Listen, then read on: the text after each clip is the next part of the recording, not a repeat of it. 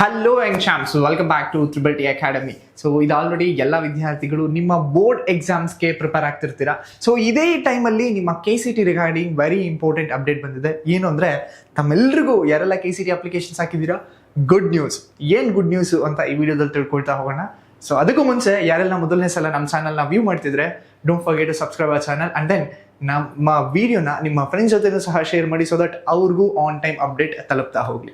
Very important. ಎಷ್ಟೊಂದು ಜನ students KCET applications ಹಾಕ್ಬೇಕಾದ್ರೆ, ಸರ್ ನಾನು ಎಷ್ಟೊಂದು ಮಿಸ್ಟೇಕ್ ಮಾಡ್ಬಿಟ್ಟಿದ್ದೀನಿ, ಕೆಲವೊಂದನ್ನ ನಾನು ಎಡಿಟ್ ಮಾಡಬೇಕು, ಸೊ ಎಡಿಟ್ ಮಾಡೋಕ್ಕಾಗುತ್ತಾ ಇಲ್ವಾ, ಸೊ ಇದೆಲ್ಲ ಕ್ವೆಶನ್ಸು ಕೇಳ್ತಿದ್ರು ಅಂಡ್ ದೆನ್ ತಲೆ ಬಿಸಿ ಮಾಡ್ಕೊಂಡಿದ್ರಿ, ನಿಮ್ಮ ಎಕ್ಸಾಮ್ ಕಡೆನೂ ಕಾನ್ಸಂಟ್ರೇಟ್ ಮಾಡೋದಕ್ಕಾಗ್ತಿರ್ಲಿಲ್ಲ. ಸೊ ಹಾಗಾಗಿ ಕರ್ನಾಟಕ ಎಕ್ಸಾಮಿನೇಷನ್ಸ್ ಅಥಾರಿಟಿ ಅವರು ನಿಮ್ಮ editing application editing date ತಿಳಿಸ್ಕೊಟ್ಟಿದ್ದಾರೆ.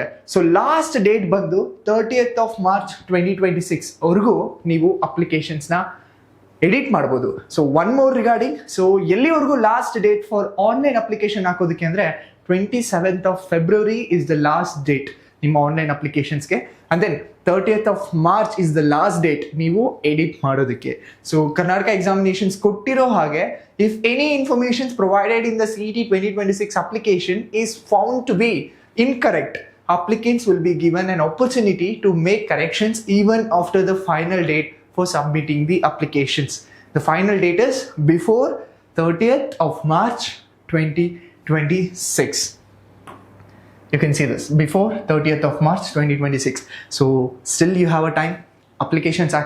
Applications ಹಾಕಿ ನೀವೇನಾದರೂ ಮಿಸ್ಟೇಕ್ ಮಾಡಿದ್ದೀರಾ ಅಂತ ನಿಮಗೆ ಅನಿಸಿದ್ರೆ, so sit with your parents, check all the applications, all the data that you have filled, and then if you feel that you have done something mistakes or incorrect applications, still you have the time to correct it.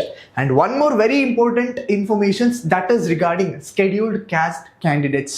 So those who are applying, those who are claiming scheduled caste area, so our students ge very important. So last video dallu saha ತಿಳಿಸ್ಕೊಟ್ಟಿದ್ವಿ, ಯಾರೆಲ್ಲ scheduled caste claim ಮಾಡ್ತಿದ್ದೀರೋ ಅವರು category A, which means internal reservation ಸರ್ಟಿಫಿಕೇಟ್ನ ತಗೊಂಡ್ಲೇಬೇಕು compulsory. So category A, category B and then category C ನಿಮ್ಮ concerned tahsildar ಹತ್ರ sign ಹಾಕಿ ಈ ಒಂದು ಕ್ಯಾಟಗರಿನ ಮೆನ್ಷನ್ ಮಾಡಿ ನೀವು ಅಂಡ್ ದೆನ್ RD ನಂಬರ್ನ ನೀವು ಅಪ್ಲಿಕೇಶನ್ಸಲ್ಲಿ ಫಿಲ್ ಮಾಡಬೇಕಾಗುತ್ತೆ. ದೆನ್ ಓನ್ಲಿ ನೀವು ರಿಸರ್ವೇಷನ್ಸ್ಗೆ ಎಲಿಜಿಬಲ್ ಆಗ್ತೀರಾ. ಹಳೆ RD ನಂಬರ್ ಹಾಕಿದ್ರೆ ನೀವು ಎಲಿಜಿಬಲ್ ಹಾಕೋದಿಲ್ಲ. ಸೊ ದಿಸ್ ಇಸ್ KA ಕನ್ಸರ್ನ್ಗೂ ಸಹ ಬಂದಿದೆ. ಎಷ್ಟೊಂದು ಜನ students old schedule caste RD number ಹಾಕ್ತಿದ್ದಾರೆ, but old schedule caste RD number ಹಾಕಿದ್ರೆ ರಿಸರ್ವೇಷನ್ಸ್ ಕ್ಲೈಮ್ ಆಗಿಲ್ಲ. Internal schedule caste which means internal reservations claim ಮಾಡಬೇಕಾಗುತ್ತೆ. That is category A, category B or category C.